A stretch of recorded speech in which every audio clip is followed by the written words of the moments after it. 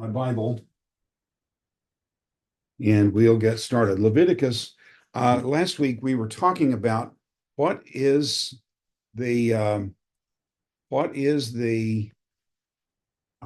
place of Leviticus in the books of Moses. I have somewhat forgotten exactly where we left off last week, but let me review what I would like to do, and then we'll move a little farther than we did last week. In if you look at the book of Leviticus, it really is the I'm going to say something obvious, but I have a doctorate from Dallas Seminary, and that gives me the license to say things that are obvious. So there are 5 books of Moses. Leviticus is the third that makes it the center. So in effect, it exists in a world where Genesis is the beginning and Deuteronomy is the ending of the inscripturated word of God in the days that Moses gave it. So no other books of the Bible existed. You may say, well, what about Job? And I will say, yeah, what about Job? And how do you know when it was written? We don't know when it was written, in fact. We don't even know for sure what language it was written in, for that matter. So the only books that I know that Israel had available were the books of Genesis to Deuteronomy. Genesis, we asked last week, what is the reason for all the stories about the patriarchs? And there are all kinds of ways to answer that. One way is to say, well, they're great stories, and they are, and we learn a lot from them, and we do. But why should Moses spend something near 20% of his writing, and writing's very difficult and it's very expensive. So why should he spend 20% of his time writing stories about Abraham, Isaac, Jacob, and Joseph? And I think the answer, folks, is that God did this because he was modeling faith for them. I think we may have said that last week. Does anyone recall? Yes, yeah, we did. Okay. We talked about what faith is, then likely. Faith is knowledge of the person and plan of God. But not everything that you've been told do you believe. So the second element of it, of faith, must be assent, A-S-S-E-N-T. Assent means that you accept what you've been told as true and valid in some way. But these are both intellectual activities. They are not actions of the whole person. They are just movements of the brain, in effect. And so, or mind would perhaps be a better term. So there has to come something that's deeper. And we probably observed last week in Deuteronomy, the great commandment, you shall love the Lord your God with all your heart, soul, and strength. In Deuteronomy, Moses picks this material up from Genesis and reiterates it in a different way. But he gives the great commandment, and the great commandment we've just quoted, but the great commandment is not something new. The issue for example, Abraham, was Abraham a perfectly moral man who never did anything wrong? No, no, no. So why did God bless him? And the answer is he loved God with all his heart, soul, and strength. Now, we probably said last week, Jan and I have celebrated our 55th anniversary now, 54th anniversary now. And that was last month. And 54 years ago, on our wedding night, I would have said to her, I love you with all my heart. And I did. It was true. It was a true statement. 54 years along, I say to her, I love you with all my heart. It's a different statement than it was then. Same words, means a whole lot different things. Uh, uh, Number one, I know a whole lot more about myself than I did 54 years ago. And number two, I know a whole lot more about her than I knew 54 years ago. But it hasn't changed the fact that all that I know about myself loves all that I know about her. Does that make sense to you? Our love relationship has matured over the years. I have hurt her on many occasions, sometimes just out of pure dumb foolishness, sometimes because I didn't know how to express love to her in ways that would communicate to her. But it was still the fact that even hurting her, something I didn't want to do intentionally, but did, was a bad thing from her point of view. But she didn't stop loving me because she knew I had not stopped loving her. Does this make sense to you? Yes or no? Paul, I think we made this point last week. In Romans 10, Paul quotes from Deuteronomy in two different passages of Deuteronomy. When he uses these quotations in Romans 10, he said, "Do not say in your heart." That's a quotation from Deuteronomy 9. And then he makes two more quotations, both from Deuteronomy 30, "Who shall ascend into heaven?" or "Who shall descend into the abyss?" Those come from Deuteronomy 30. In pondering these things recently, I was reminded of a very important point. In Deuteronomy 9, Moses says to Israel, by the way, Deuteronomy 9 is part of the exposition of the Great Commandment in Deuteronomy 6 through 11. So Deuteronomy 9 is fair territory here. But in Deuteronomy 9, do not say in your heart, it is because of my righteousness that God has given me this land. Then why has God given them the land?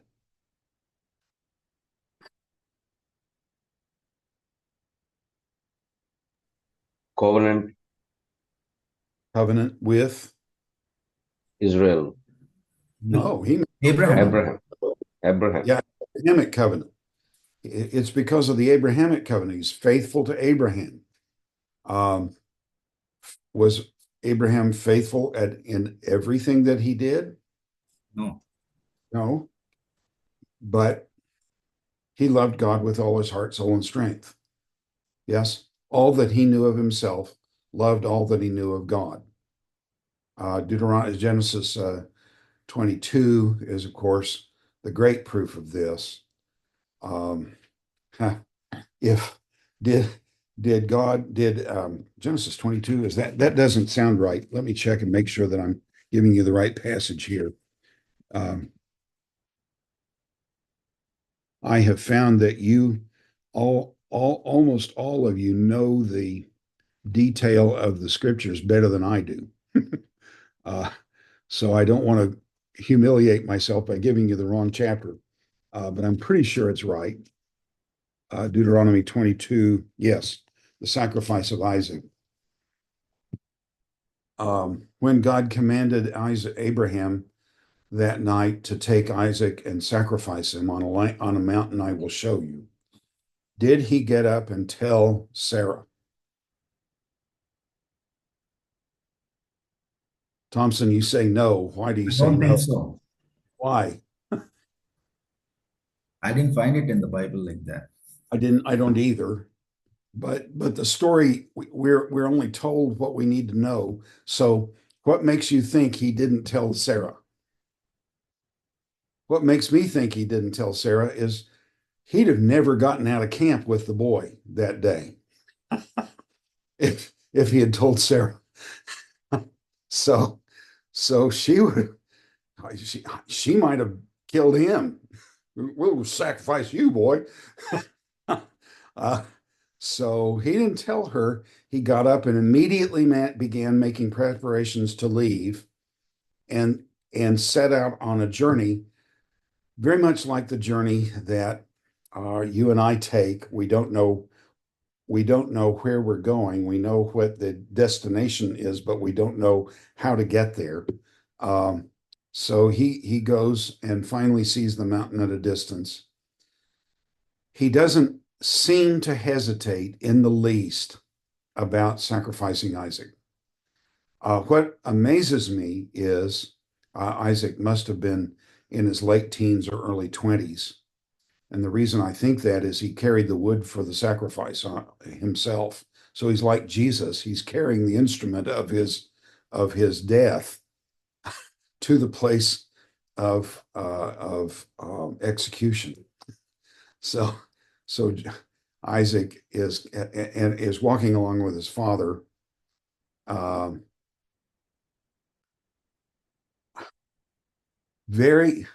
He's a very trusting man with his father. Seems to have a great relationship with his father. And when they get to the place of the sacrifice, Abraham arranged the altar, arranged the wood on the altar, and then approached Isaac with the rope. And Isaac, if I were in my 20s and my father was in his 90s, I figure I could take him in a wrestling match. Yes. And even if I didn't want to wrestle him, I'm pretty sure I could outrun him on any racetrack. So, and frankly, everything was downhill from there. So surely Isaac could have run away, but he didn't do it. He submitted to being tied up and being laid on the altar. From Abraham's point of view, Isaac is already sacrificed in his own mind. He's just waiting for the carrying out of it. So Abraham is a man who loves God more than he loves his firstborn son. Does that make, do you follow this? He's a man who trusts God. And so the famous statement that Abraham makes on the way up, where is the lamb for the offering? And his answer is, God will provide, my son. They went on together. There's much more there that I'd like to talk about. Abraham is a man of great faith, but he also failed at some key times. Lying about Sarah. If you trust God, why do you lie about Sarah? And the answer is because there are different levels of maturity in faith. Immature faith is still real faith, but it doesn't know how to respond to struggles, doesn't know what to expect from God, and doesn't know whether God will really come through in this event or not. And so Abraham must mature in faith. It's interesting to me that it is not until Abraham is old and advanced in years that God asks Abraham to sacrifice Isaac. So he has given Abraham years to mature in his faith. Does this make sense to you? He doesn't immediately give him a son and immediately ask him to sacrifice him. So what I'm saying to you is we said this last week, there are four different models of faith given in the book of Genesis. Abraham, who could trust God as long as he had guidance from God about what to do. So go to Canaan, sure. God told him to do that. This is the land I will give you. But he didn't tell Abraham what to do about Sarah in pagan territory. And so he didn't know how to react. in growing in faith in the years of his life, then he learns to trust God even when it comes to sacrificing Isaac. So Abraham can trust God as long as he has guidance about what to do. Isaac can trust God as long as he's forced into it. The great passage on Isaac's faith is Genesis 28 and the wells. And we talked about the importance of that last week. But the only reason Isaac moves away from a well is he's forced into it. The Gentiles come in and they force him away, or they fight with him or something, but he's pretty much forced into each of these moves that he's making in Genesis 28. Other than that, it's hard to see Isaac's faith. He really thinks he can beat the plan of God. He can overcome the wisdom of God and give the blessing to Esau instead of to Jacob. And so there's serious deficiency in Isaac's faith. Jacob is a man who can trust God as long as he can make a plot to solve his own problem. And I get that from the time when he's discussed with Laban the necessity of going back to Canaan. And Laban says, well, I've not given you any wages, and so well, give me the sheep. And so Laban changes from the spotted sheep to the striped sheep. Yes. And what does Jacob do? Well, he comes up with a scheme to solve his problem. He's going to put striped sticks in front of the sheep when they're mating, and that's going to influence the birth of the lambs and the kids in the flock. He doesn't seem to be able to trust God. And when God appears to him on the road back to Canaan and tells him that he's going to protect him against Esau, he can't trust that. He puts this maid servants across first with their children, and Leah across second with her children, and Rachel with her son, and then Jacob crosses, but he sends droves of animals ahead, and he instructs the servants to say to Esau, my lord Esau, your servant Jacob is following. Well, what were the last things that Esau and Jacob heard together from the mouth of the Lord? It was that the elder shall serve the younger. But Jacob, is he still trying to cheat his way into safety? Can't trust God about this, even though he has a direct promise from God. So Jacob can trust God as long as he can come up with a scheme to solve his problem. And Joseph can trust God for almost anything. And I said to you, in one sense, Abraham's faith is the greatest faith in all of history because he starts with the least revelation, least knowledge of the person and plan of God. Joseph's, in another sense, is the greatest in biblical history because up to Jesus, because there is no sin recorded against Joseph. That's stunning. He's a man who seems to trust God in spite of the most adverse circumstances one can imagine for a 17-year-old boy. Can't even imagine facing what he faced at 17. And Joseph's faith is astonishing. So why spend so much time talking about the faith of these patriarchs? And frankly, we may have said this last week. I won't go into it in detail if you remember this. Did we talk about the nature of Eve's sin? We did. Okay. It comes not in the eating of the fruit. That's disobedience. But the essence of the sin is that she believes the word of the serpent and no longer the word of God. And that will be the case with Cain and Abel. It will be the case with Enoch. It will be the case with Noah. Noah believes God, and he builds an ark when there's no obvious reason to do it. Yes? So why does teaching about faith begin in chapter 3 of Genesis and continue all the way to chapter 50? And the answer is, I think that Genesis is not a book of beginnings, it's a book of faith. It's a school of faith for the people of God. What God is going to ask Israel to do is trust him. He will accept even Isaac's faith, even Jacob's faith. All right? When I get to Deuteronomy now, let's turn to Deuteronomy.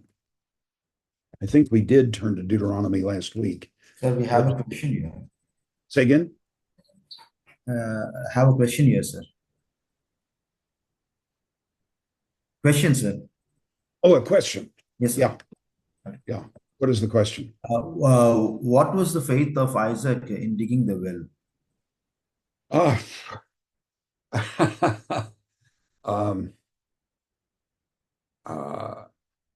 I live in Memphis, Tennessee. It's right on the Mississippi River.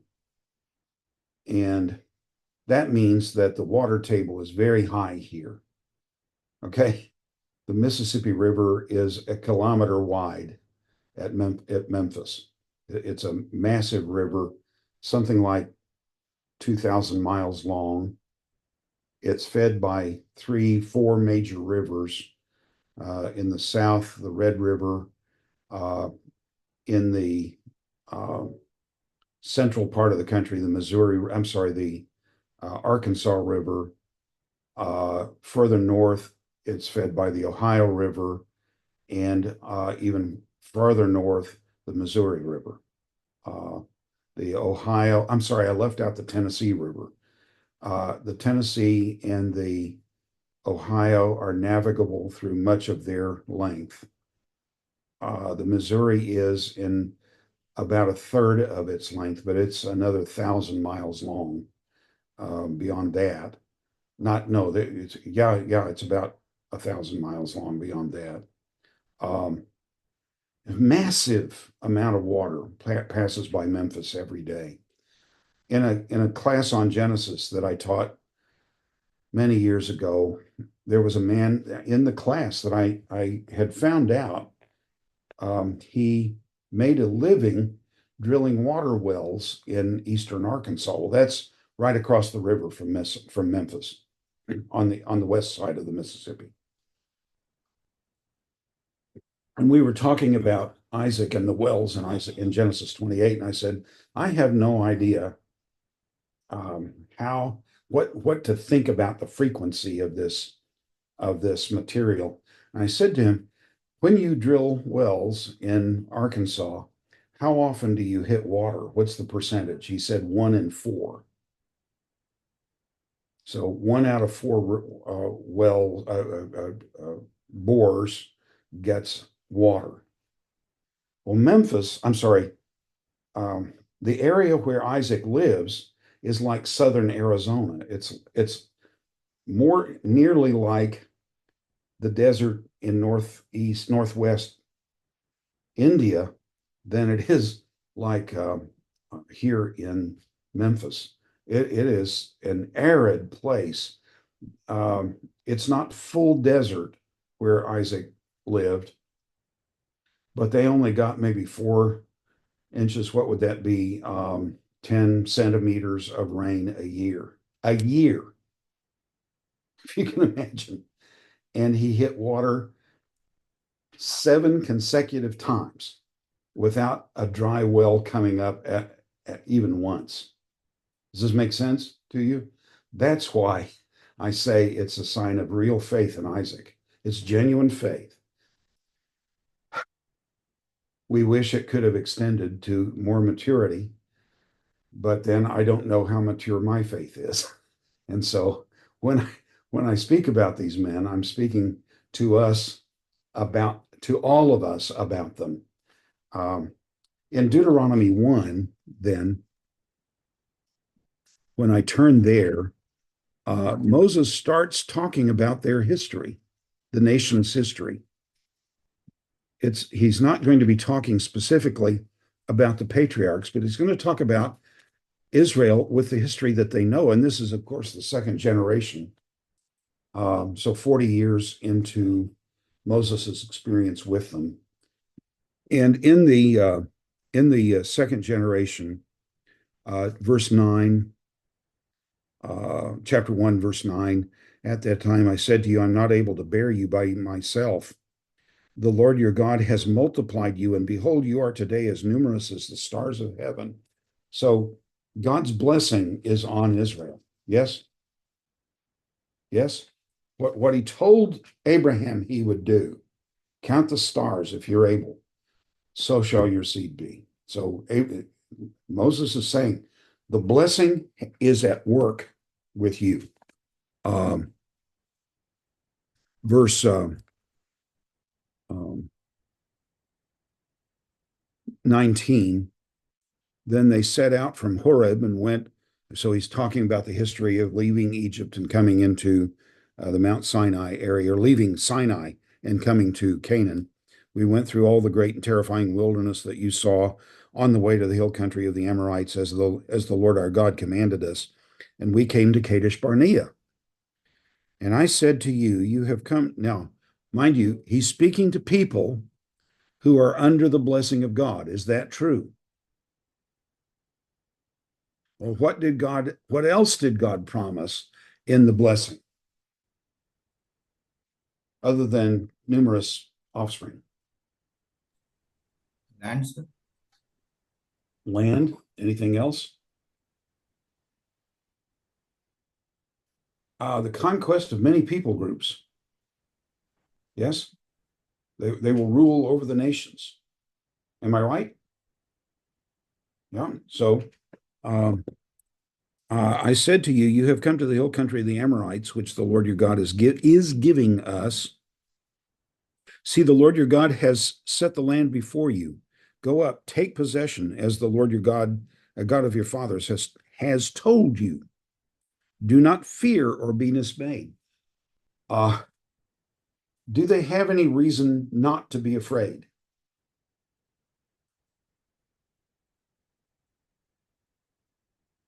Do they have any experience that would tell them God comes through in battles?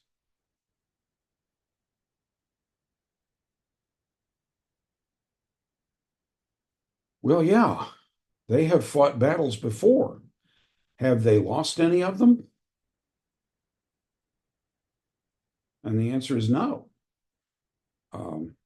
So they have a past with God. Yes?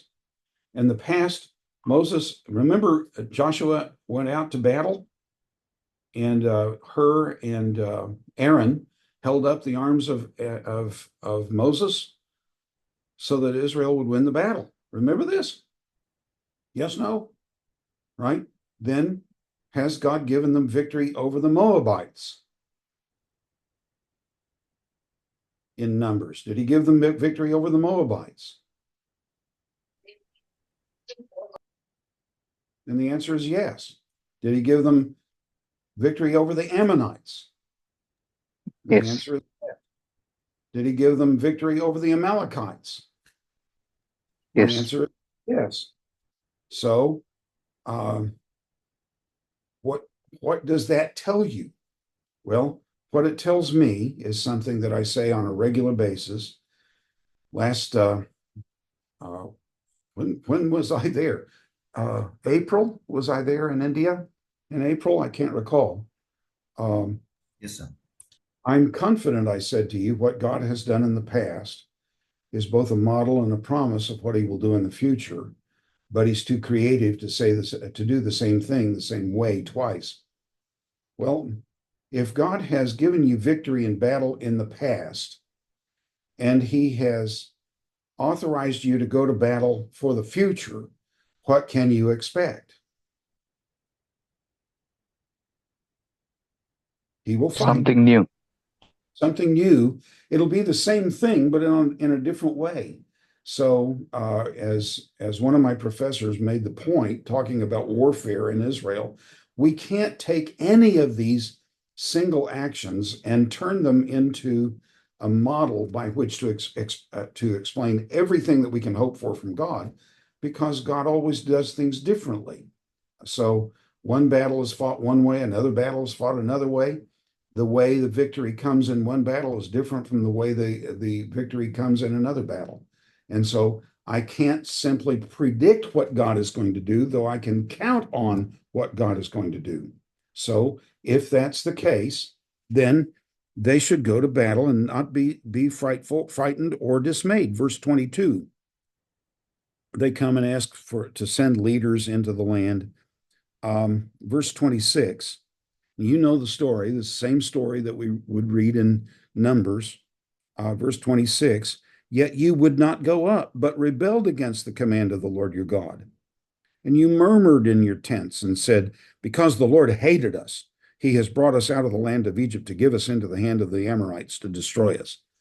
That old silly song their parents sang back in Egypt 40 years ago, and they're singing it now. Why is this going on? What is happening here? And the answer is unbelief. They really don't think that God is going to be able to do anything about the Canaanites, because the Canaanites, they've never met before. They've only met the Amalekites and the Moabites and the Ammonites and so on. Yes? But does that matter to God?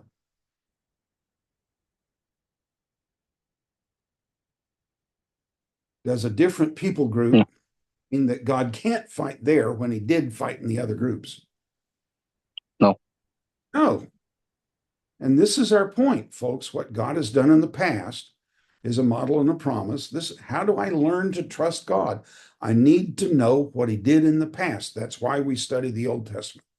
I need to know what people of faith did, but knowing that he will do similar things with me, but not the same way. And so I will never be able to predict him. I will never be able to say, this is surely the way it's going to work out. I will always be surprised. And sometimes I will go to the very edge of death, if not to death itself. But I know the promises of God that death is not anymore for us a genuine enemy, for Jesus has overcome death. Yes? Then if he has raised Jesus from the dead, and if Jesus can raise Lazarus from the dead, then he can raise me from the dead. Yes? So I've got to learn what God has done for people in the past, what kind of character he has, that he always remains faithful, that he always remains loyal to his word, that he always will defend his reputation when he cannot defend mine. So if I'm unbelieving, but if I'm in a covenant relationship with him, he will be faithful to his own name, even when his servant is weak in faith. Am I making sense to you? So this is what Moses is saying. Don't fear. But they say, oh no, we can't go up there. God hated us, verse 27. And he brought us out of the land of Egypt to give us into the hand of the Amorites to destroy us. Well, what is there in the 40-year experience of these people with God that suggests his purpose is to destroy them? And the answer is nothing.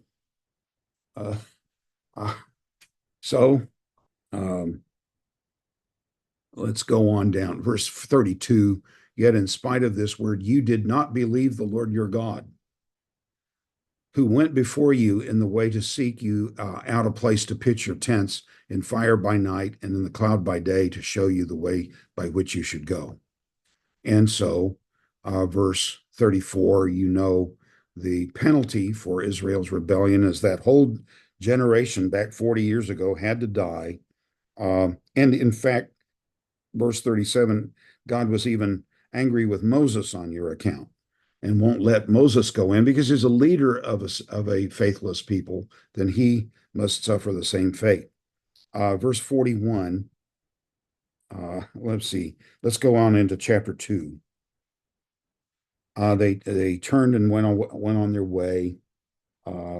Here is where he gives the account of meeting the Edomites in verse 4, the Moabites in verse 9, the Ammonites in verse 19. Let me show you a couple of things in this passage. Verse 9, the Lord said to me, do not harass Moab or contend with them in battle, for I will not give you any of their land for a possession, because I have given Ar to the people of Lot for a possession.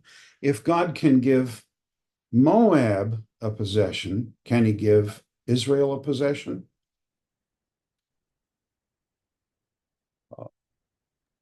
Let's see, they want to know Yes. what my speaking language is. So now I've told them it's English. So yes, he can. But did Israel trust God about Moab?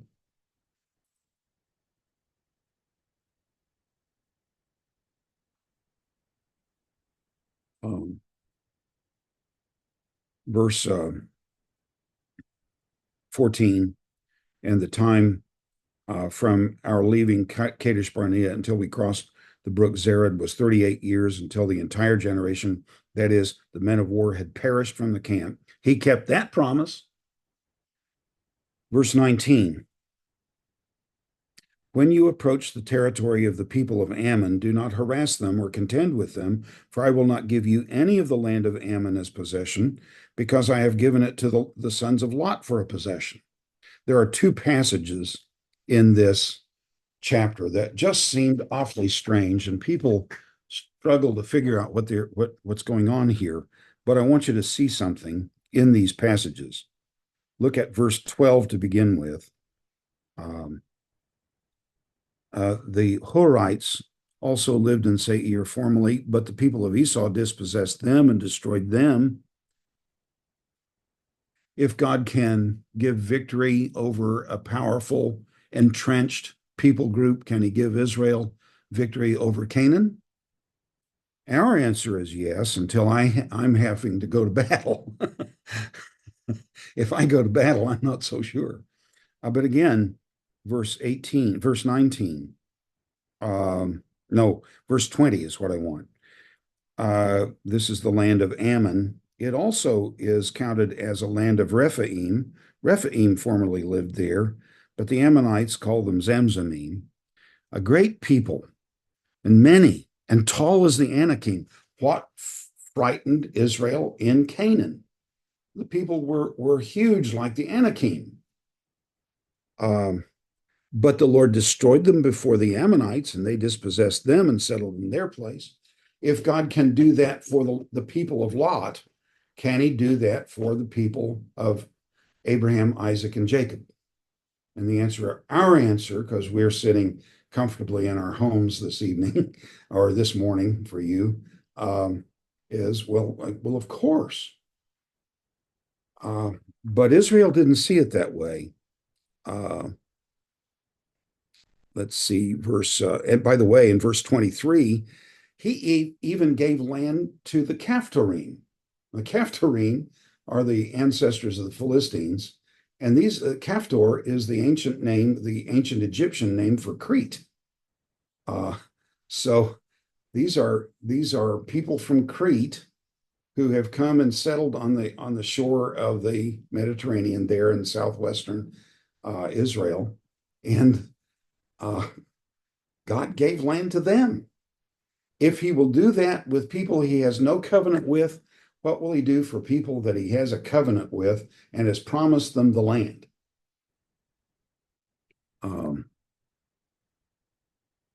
So verse 24, rise up, set out on your journey, and go over the valley of Arnon.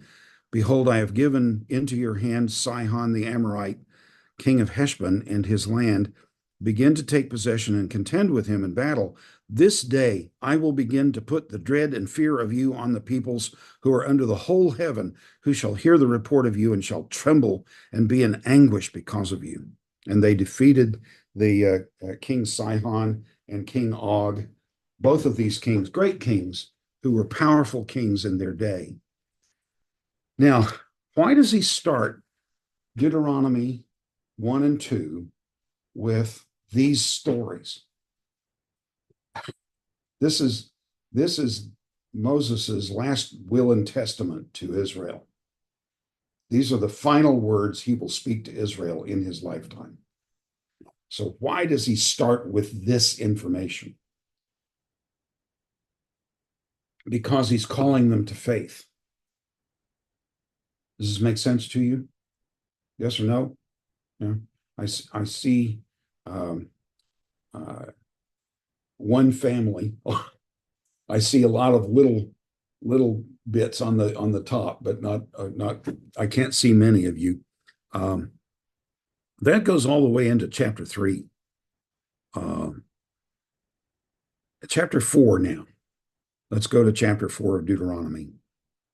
So I'm asking, what is the point of the book of Leviticus? How does it fit into the total message of Moses? Just to keep the goal ahead of us. But I have to know what's in Genesis. I have to know what's in Deuteronomy so that I can say, okay, it begins with this idea, it ends with this idea. Leviticus is in the middle. It must be serving getting from this idea to that idea. Does that make sense to you? All right. So chapter 4, now, O Israel, listen to the statutes and the rules that I am teaching you, and do them, that you may live and go in to take possession of the land that the Lord, the God of your fathers, is giving you. You shall not add to the word that I command you, nor take from it, that you may keep the commandments of the Lord your God that I command you. Your eyes have seen what the Lord did at Baal Peor. For the Lord your God destroyed from among you all the men who followed Baal of Peor. But you who held fast to the Lord your God are still alive today.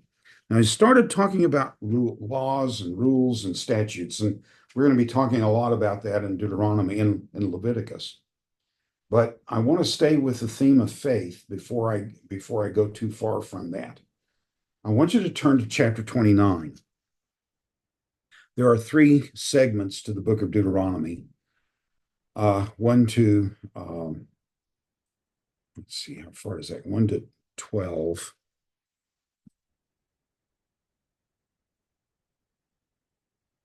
No, 1 to 11, 12 to 29, and 30 to 34. So 1 to 28, 12 to 28, and 29 to 34. So I've looked at least the introduction. We'll say more about it in a little bit later, but I want to go to the conclusion of Deuteronomy. What is it about? Deuteronomy 29 now.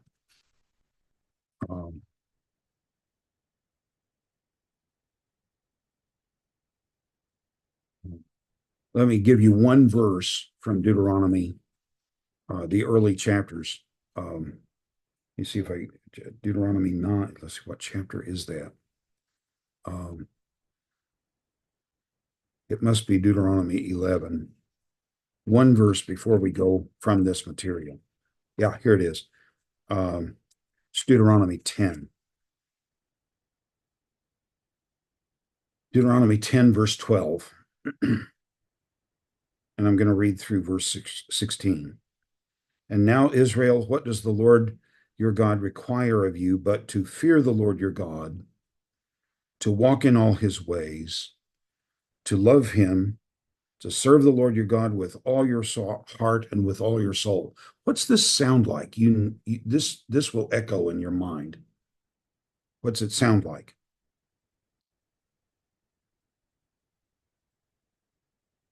Doesn't it sound like the Great Commandment? Love the Lord your God with all your heart, with all your soul, and with all your strength. Yes, doesn't it sound like that? Well, that's why it sounds like that, because it's referring to that. We'll come back to the great commandment before we're done tonight. Verse 13, notice they must do that to keep the commandments and statutes of the Lord, which I am commanding you today for your good. Behold, the Lord your God, to the Lord your God belong heaven and the heaven of heavens and earth and all that is in it. Yet the Lord has set his heart in love on your fathers and chose their offspring after them, you above all peoples, as you are today. Circumcise therefore your heart and be no longer stubborn. What is a circumcised heart, and how would you go about doing it? Shall I go to the chemist's shop and ask for a home heart circumcision kit? and of course they would laugh me out of the shop, and maybe even call the police because they think there's something wrong with me. So how do you go about circumcising your heart? And the answer is you can't. Deuteronomy 29 now. Deuteronomy 29. We're coming to the conclusion of the 5 books of Moses. Moses is probably going to sum up for us everything he thinks he has told these people at this point. If I am a good preacher, I am not a good preacher. I never get invited back to preach. I get invited to preach, but they never invite me back. And so the evidence of a good preacher is he gets invited back. But if I were a good preacher, I would have an introduction, and I would explain what I'm going, as they told us at seminary. In the introduction, you tell them what you're going to tell them. Then you tell them. And then in the conclusion, you tell them what you told them. Are you with me? So I have the introduction to the books of Moses, Genesis, where he tells them what he's going to tell them. Then I have the middle, Exodus, Leviticus, Numbers, where he tells them what he told them he was going to tell them. Now, in Deuteronomy, we are at the conclusion, and in Deuteronomy 29 and following, we're in the conclusion of the conclusion. So Deuteronomy 29:1. These are the words of the covenant that the Lord commanded Moses to make with the people of Israel in the land of Moab, besides the covenant that he made with them at Horeb. And Moses summoned all Israel and said to them, you have seen all that the Lord did before your eyes in the land of Egypt to Pharaoh, to all his servants and all his land. Now, let me stop here. Is that a true statement?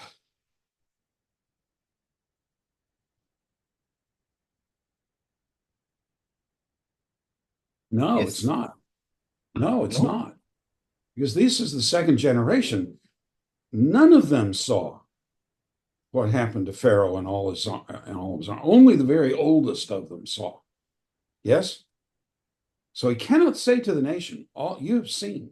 So how can he say that? What does he mean when he says that? It's not literally true, so there must be some kind of figurative sense in which he can say, you saw all that the Lord did. So let me give you a sense. Scripture assumes that having read a story, you have seen it. And you are to act on what you have seen. Does this make sense to you? Or to say it slightly differently, was God faithful to his promises to Israel in Egypt in the days of Moses? You get no response. Yes. Yes. Was God faithful to Israel in the wilderness, in the Exodus? Yes. Yes. Was he faithful to Israel at Mount Sinai? Yes. Was he faithful to Israel at Kadesh Barnea? Yes. Was he faithful to Israel in the 40 years of wilderness wandering? Yes. Yes. Was he faithful in Israel in the march from Kadesh Barnea to the plains of Moab? Yes. Yes. Then will he be faithful in the future? Yes. Absolutely. Yes. Even the children who are here have heard all these stories. So he can say to them, you have seen with your own eyes all that the Lord did in the land of Egypt to Pharaoh and to all his servants and to all his land. Then I am to see this. We have the expression in English, with the eyes of faith. You may have a similar expression in Telugu. So we are to see this with the eyes of faith and believe it to be as substantive and realistic as if I had gone through the events myself. The great trials, verse 3, the great trials your eyes saw, the signs and those great wonders. These people didn't physically see the signs, but they have been told the story every Passover for the last 40 years. And the grandparents have told the grandchildren, this is what it was like in Egypt, and this is what the Lord did for us. So we are to treat those kinds of information with the same realism as if we had experienced them ourselves, and to trust God in light of God's past action. Verse 4, the problem is in verse 4. But to this day, the Lord has not given you a heart to understand, eyes to see, or ears to hear. Isaiah picks this up in Isaiah chapter 6, when God says, go and tell this people, be ever hearing, but never perceiving. Be ever seeing, but never understanding. Make the heart of this people calloused, and their eyes dim, and their ears deaf, so that they cannot hear with their ears, see with their eyes, understand with their heart, and turn, and I should heal them. By Isaiah's day, there had been no circumcised heart in Israel. Yes? When I get to the Gospels in Matthew 13, the disciples come to him and say, why do you teach in parables? And Jesus' response is, because seeing they don't see, and hearing they don't perceive or understand. I do this. How does he say it? I've forgotten now. Matthew 13.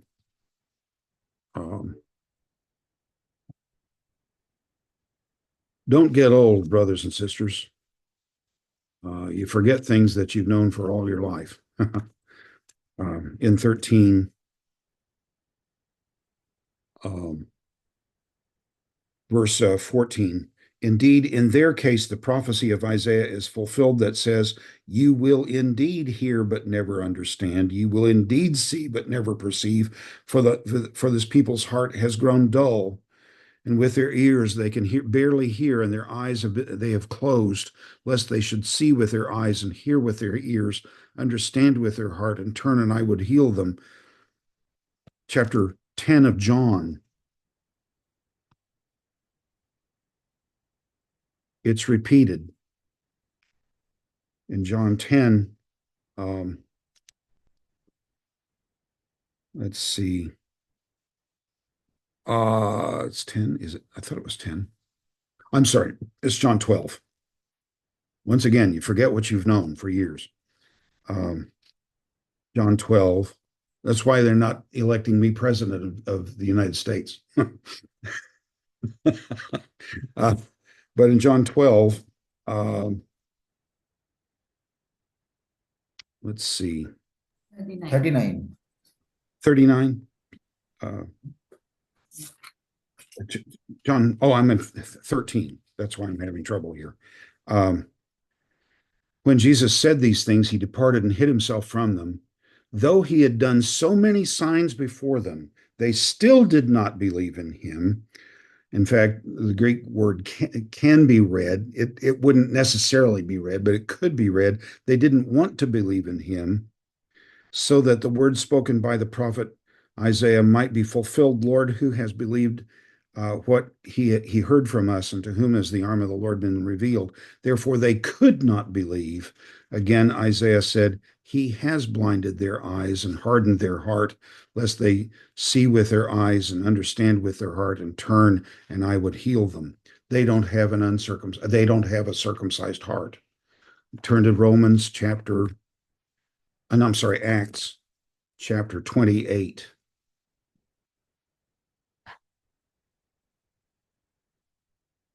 In Acts 28, nearly the last thing that Paul said in the book of Acts. It is in fact the last thing.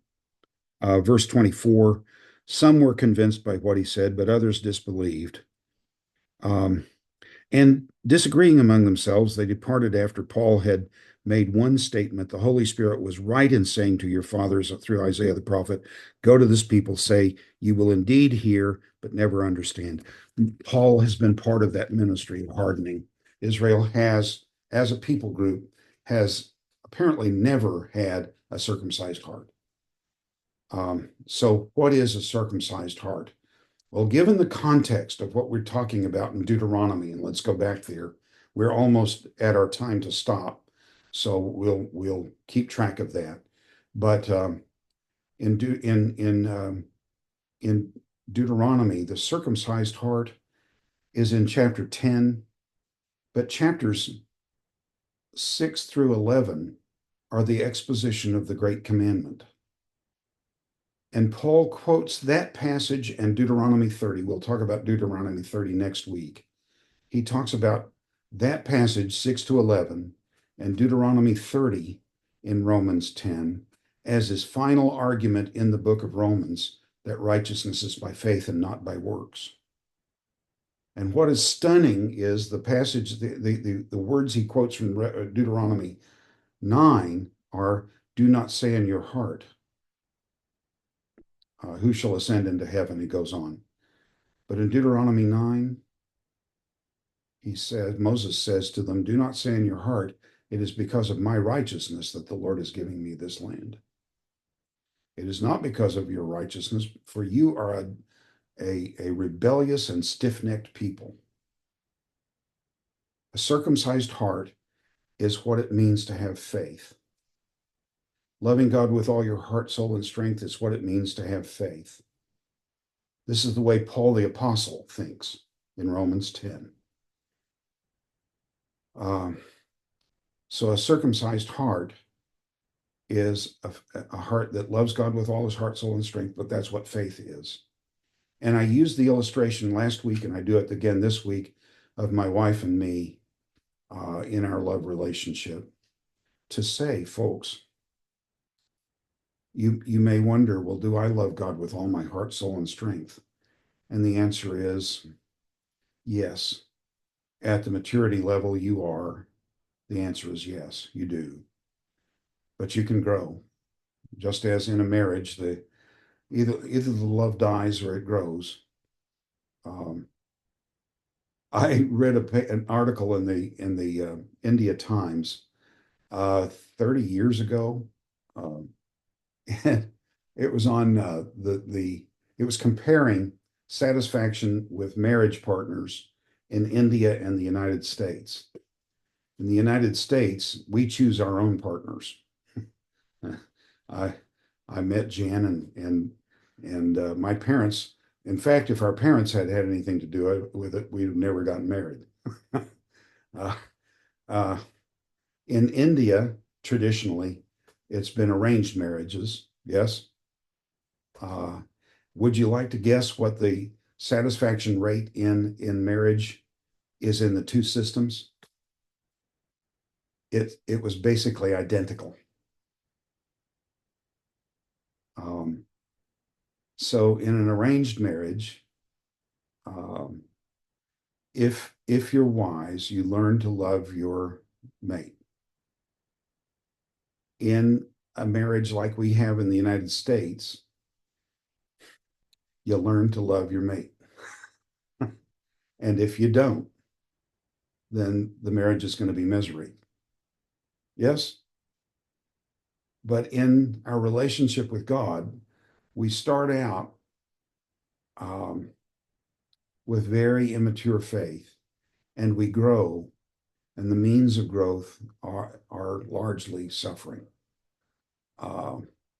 Israel would have, if they had trusted God, they would have gone from victory to victory to victory, and they would have grown massively in their faith.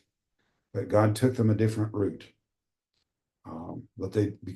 And partly because they don't trust God.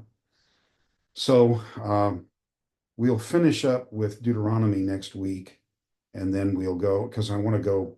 I think I've pretty much said all that I want to say about Deuteronomy.